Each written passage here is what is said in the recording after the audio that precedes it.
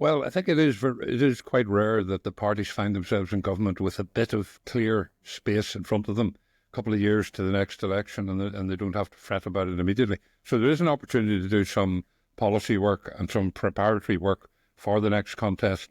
I think that applies not only to the parties in the administration, but to the party outside it as well, the opposition.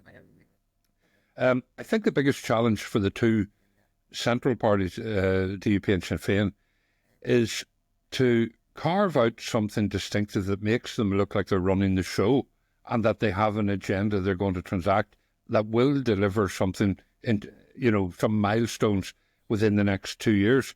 At the moment, they are looking more and more like administrators than dynamic government ministers. They look like they're just managing, but they're not leading. And it's not sufficient to say that they are leading because they do things together and smile for the photographers together. It has to be more than that. In health, they should have set some milestones. I had a look at another new government programme for government, the Dublin government's programme for government there today.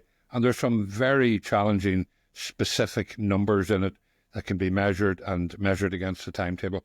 And our programme for government is pretty vacuous there. So the DUP and Sinn Féin need to get something distinctive to show they're in charge and that they're going somewhere.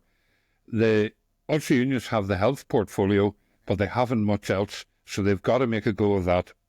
Mike Nesbitt has to avoid this trap, particularly given his media background, of just being a commentator on what's going on in health. He's got to be driving reform. He's got to be seen to be the guy who's driving reform, even if he's getting a lot of opposition, even opposition within his own party. And Alliance have got to not get bogged down.